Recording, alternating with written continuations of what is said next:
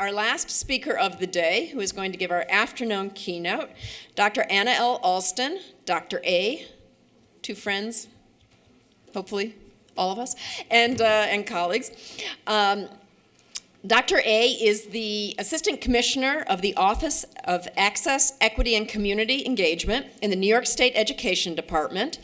He is in charge of the My Brother's Keeper initiative statewide, which is, as you may know and he may mention, the Obama Foundation national project. New York State is the only state that's actually funded this and has programming happening, so it's enormously important in the state, and Dr. A oversees that. He also sees a lot of the college bridge programs as well as the Liberty programs. I will say that in our short time of knowing one another, we have a friend in the Department of Education at the state level in Dr. A, and it's enormously important to what we do in after-school programs. I will also say he is the first Golden Glove champion I've ever introduced, so that's kind of awesome. So anyway, Dr. A, we leave it to you. Thank you. Thank you so much. It's great to be here. Thank you for the opportunity to speak with PACE and all of the people who support young people after school. I am a product of the New York City Department of Education. I'm born and raised in Bedford-Stuyvesant, Brooklyn in the 80s. and I tease my mother and tell her that she sold my inheritance in the 90s. But and she quickly retorts it was hers to sell. But I'm grateful to be here because I'm glad that that's who I am today. But I wasn't always Dr. Anael Alston. In fact, my being here is really a long shot and a long story. But I guess it was meant to be. And I remember growing up without much confidence and belief in myself. I remember growing up not really liking myself. And I remember struggle. So I'm glad that today I have a house with an extra bedroom. But that wasn't something I could even conceptualize when I was growing up, because things were tough. And I find it somewhat ironic that I am in charge of access, equity, and community engagement, including the HEOP program. Because you're talking about somebody who was so brilliant in high school, he applied to one college. That's where my level of awareness was. And it was a HEOP program. And somebody crazy accepted me and said, I think you can do it. And then life began to change when I started to understand that just like I wouldn't eat rotten food, I couldn't feed myself rotten thoughts. Just like you can't breathe in toxic air, you can't be around toxic people. And so that meant some people had to go. All right? Now, why am I saying all that today? I'm saying all that today. I'm saying that because I think it's important that you hear that. And sometimes the little youngsters that we're helping after school who have no other venue for opportunity and support could be an assistant commissioner or a this or a that or a teacher. Am I making sense so far? So I want to have a little conversation, but I also want to thank you. See, I was looking through the list of all the different organizations that are a part of PACE, and I saw the Parks and Recreation Foundation, and I said, who's there? Who's here? Anyone Parks and Rec? So I went, thank you. Now, let me tell you why I'm thanking you. So I went to St. John's Recreation Day Camp in across from Albany Projects. And I like to say that's where I learned not to drown. It's not like I really learned how to swim, right? And it wasn't until my late 30s that I realized I actually couldn't swim because you're not supposed to be exhausted after one lap. And so it was a lot of wasted energy. I also saw Elm Corps, and I used to play for them at some point when I thought I was going to be in the NBA. Clearly, that didn't work out. The other thing with PAL, I saw PAL as one of the partners, and I trained mostly at Gleason's gym, but when I won the Golden Gloves, I was at Suffolk County PAL. And I just saw as an adult the way then Coach John Carter, one of the first detectives in Suffolk County, Long Island, African American, actually worked with youngsters and poured into them and provided what you provide after school every day. So I want to thank you and let you know that you matter before I get a little deeper in to why I kind of chose the power of now. What we're trying to do is really meet the needs, prepare our young people for the future while meeting their needs today. See, if we don't meet their needs today, there is no future. You didn't hear me, yeah. If we don't meet their needs today, there is absolutely no future for the people who we serve. Because the needs not being met represent opportunity lost. It also does not serve anyone when you have untapped potential, right? Not living up to it. So it affects us all differently. It affects the national GDP. And so I guess what I'm going to ask of you to do with your colleagues is, what vision do you have for your organization? That's the easy one. But I'm about to give you a minute and say, what vision do you have for the people in the after-school programs that you run? So let's take a minute. I'll walk around, and I want to hear, what vision do you have? See, without vision, somebody finish that off. All right, somebody, thank you, sir. See, without vision, yes, the people will perish. Now watch this. That doesn't mean you drop dead on the spot. Sometimes it's a slow death. It's that death of willpower. It's that death, that slow death of drive. It's that slow death of achievement or the lack thereof. And so let's take 2 minutes and let's just talk to our friends and neighbors. And what vision do we have for the people that we serve in our after-school programs? I'll check it in 2 minutes. I don't want to be greedy. I'll give you 2 minutes. So I'm going to ask for 3 people to share out.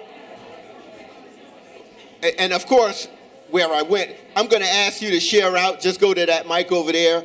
I need just 3 people to share out the vision that they have for the students that they serve. And I understand, just because it's your vision doesn't mean everyone owns it, but that's fine. Oh, we're going to bring the mic to them? Even better. Thank you. I appreciate the service. All right. Just hooking teamwork. 3 people. Do we have a volunteer? Just say your first name so I know who you are. I can thank you afterwards. How you doing? My first name is Andre, and we were just speaking with the young people that I come in contact and deal with, being a father of 4, grandfather of 8. I want to put these kids in position to live and not survive. Okay, all right. He's saying thrive, not survive. That's a round of applause. I need 2 more, please. Okay, right, you know I was going there. First name? My name is Eric Nolan, and the name of my organization is called Umoja Network for Young Men. And our vision is to ensure that young men are academically prepared, socially adept, emotionally strong, and spiritually connected. All right. So could you pass to that young lady right next and say what that might look like in your organization? Hi, Nicole from Girls for Gender Equity. We were saying that yesterday we were having a youth session, a curriculum vetting session, where our young people had the opportunity to weigh in on what our curriculum is going to look like for this year. And one person said they would love to see a young person that comes through our program run for office so that we could vote for them and have them in office making decisions based on the foundational practices that they learn around racial and gender justice in our organization. I think that's worth a round of applause. Thank you so much. I guess that counts as 3, but I'll take one more. Can we get one more? There we go. Thank you. Thank you.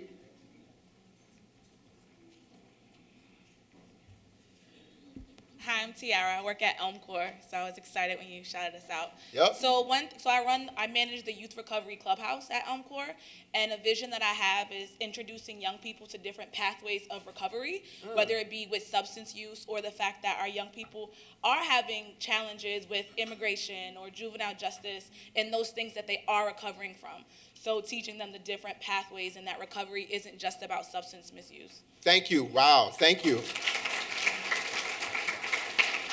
No, it is not. So,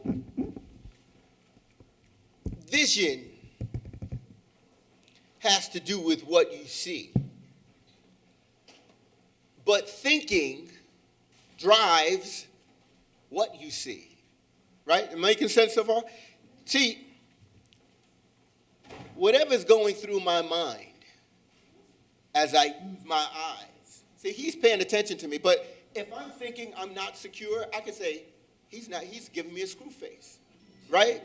Right, but that it's my thinking that drives what I actually see. Making sense, folks? So the thinking is the driver for everything. And I've spent a lot of time on the brain and thinking, and I just think that that's an important piece that we have to pour into our young people. And so, what do we think? What do we think? What is the vision that we have when our young people show up like that? I think that's significant. By the way, that's not me, but that could have been me in the early 90s, right? What do we think? Now, the people in here probably have nice things to think, right? Giving everyone a pass.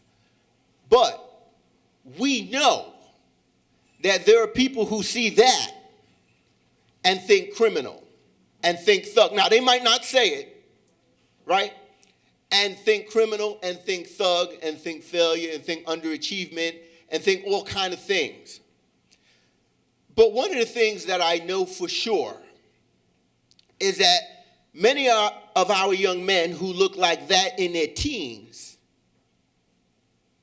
looked like that in elementary school, right? Raise your hand if that makes sense. And if you know something like, all right, they have not always been in that level of awareness and chose to demonstrate their artistic look. I have a 15-year-old daughter. Oh boy, you got to meet this one. And when she was, we give her, leeway. And she would say, well, putting on crazy outfits to go to school. And say, well, Rebecca, why would you wear that? It's spring, right? So no, this is my creative agency. Okay, fine. But I understood that, she's doing it in the environment that we've brought her up in, but in the environment that this person's in the environment that I grew in, that was a look, right? So I fit in.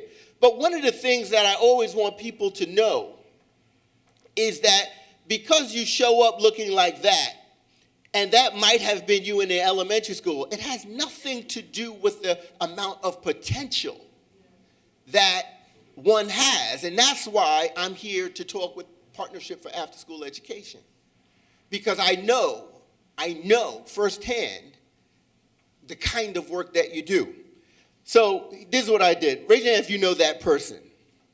That's Dr. Lester Young, New York State Board of Regents. Doctorate from Fordham.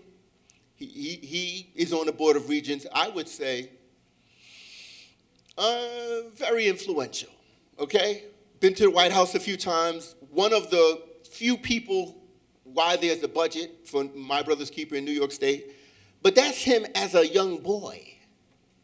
And so the potential, and that person in the middle is a guy named Dr. Corey Shai, who's a medical doctor, right?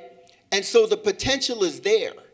And it is incumbent upon us to make sure that the needs are being met. Because I've got news for you. Your work is more essential now than ever, right? The other thing that I want to make really clear is that I find it interesting that we have to have this model in New York City.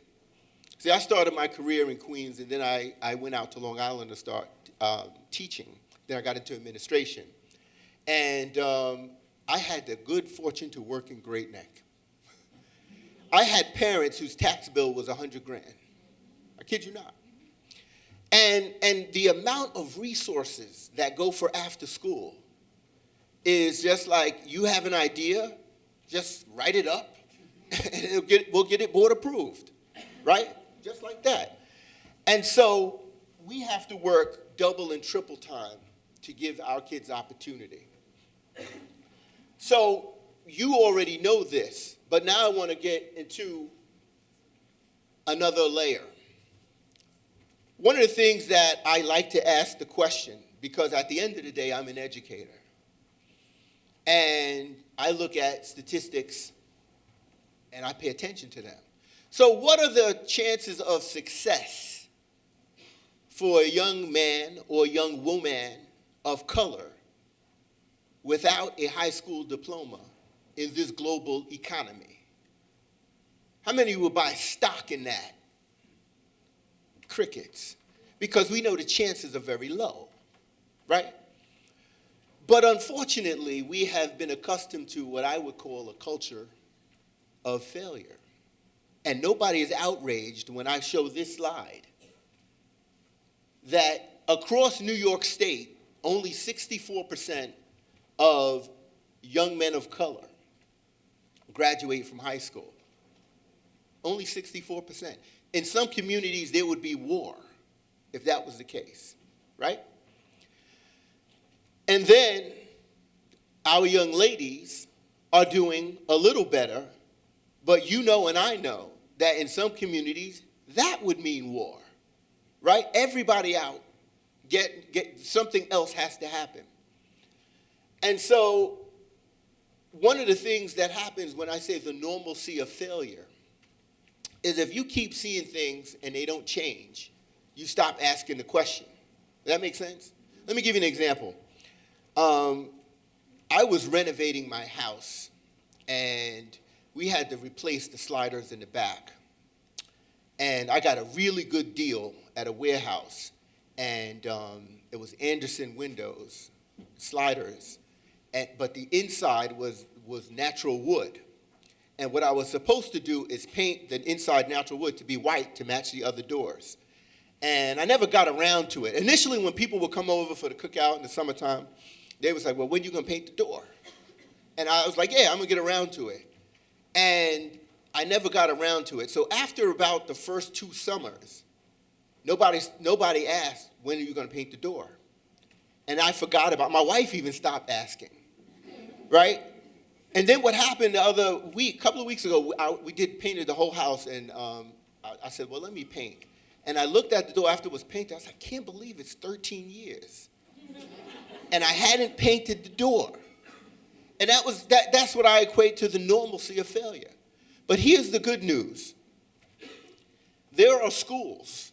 Now, I had my data person do the run. There are schools. That's a school in the old Wingate High School in Brooklyn. That's unscreened, unchartered. I think they're about 82% poverty. That's graduating 95% of their young men of color. Right? Right? I would give that a clap or a snap or whatever the latest thing is. Right? I'm okay with that. And then I went to a school in Queens. Same thing, all District 28. Unscreened, unchartered, no extra funds. Right? No anything. And they're doing very good work. Now, what do you think they both have in common, besides great leaders? Because I know there's a group of leaders and supervisors, but what do you think they have in common? Yes, high expectations. So, thank you. They both, who said that? Thank you, whoever it is, thank you. Both of them have made significant investments in their after-school programming. right? I don't know who they use. I didn't ask that. I did the site visit myself. But I want to validate that this stuff matters. It matters more than most people know. So I wanted to point that out. But then what I said, well, look, the statewide graduation rate for all students is 80%, which, by the way, in a global economy, you're not really doing much without a high school diploma. I would argue it's gone beyond that. It's technical, and I'll tell you about the target that we set. So that's that. So in My Brother's Keeper, which is focused on young men of color, because the reality, people say, well, why do you just have this for young men? I said, well, here's the deal. Every year, the Board of Regents looks at the achievement, and nobody says anything, right? The people have become comfortable with it. And some people stood up and said, what are we going to do about it? We know it doesn't have to be this way. So unless we believe that some groups of people are inferior and can't do better, then you do nothing, right? If you believe something else is going on, then you do something. But now I'm going to say, so we set a 5-year target for 90% for all of our communities. And by the way, I will be the first to say that that's not really the game. That you really can't accomplish a whole lot with what we provide in a high school education and say go into the world. But I believe, you got to get on first base. You got to crawl before you walk. So at least you have a shot at the game. But the other piece I wanted to share with you is I went to 2 years ago, I got an invite to go to Fast Company, their festival in New York City. Rachel, you're familiar with the business Fast Company? So I go down and they say, one of the things we want you to do is go sit down with all of these big shots at lunch.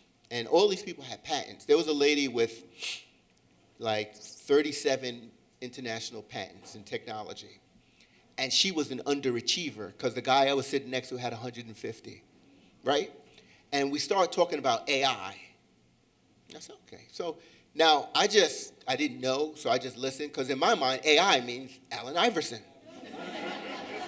No, not in this circle. They don't even know what so okay. They say artificial intelligence. And this guy with this 150 patents, it says, look, artificial intelligence is the game changer. If students right now are not learning about artificial intelligence, they're at a huge disadvantage, because the next wave of employment or job is how do you infuse artificial intelligence into what you do or what you're good at already. And so as much as I think graduating high school is important, I also know that's not really the game. That's the minimal entry point.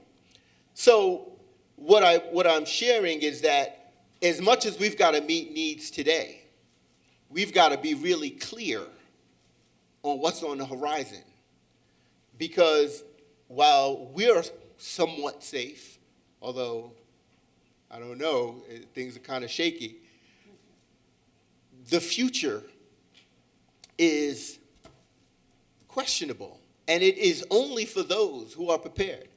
So the last slide that I put up really speaks to the challenges that I think is at the core of this. See, if you believe that all people are born brilliant and have unlimited potential, barring a significant medical disability, then we don't really have a dropout problem.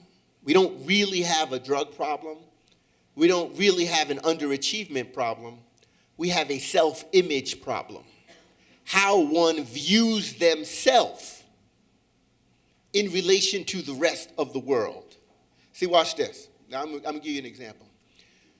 Raise your hand if you had friends or people you know in college, or maybe you, who used to act a little crazy and get a little bit drunk. And right, raise your hand. And I know it's not you, but you know somebody. Right. See, now, for those of you who know somebody like that, right, raise your hand if you know good and well today in 2019 they would never consider behaving like that. unless it's the barbecue at your own house. Right, all right, I'm saying. And so how we view ourselves impacts how we engage with the world. And so what you're doing, whether intentional or unintentional, is building up the self-image. When a person can see themselves as a success, they can start to behave in ways that lead to success. However, a king who does not see himself as royalty, or a king who sees himself as a pawn, can absolutely never be royalty. Doesn't matter what's the DNA. It's what's inside, what's been processed. So I want to thank you for having me, for doing the work, for having the courage. Because I know sometimes those principles, like you can't use this, you can't use that. I know there are challenges. I know there are funding issues. But I think at the end of the day, it's how you show up, and it's how I show up that helps our young people move a little bit closer to living out their potential. Thank you so much.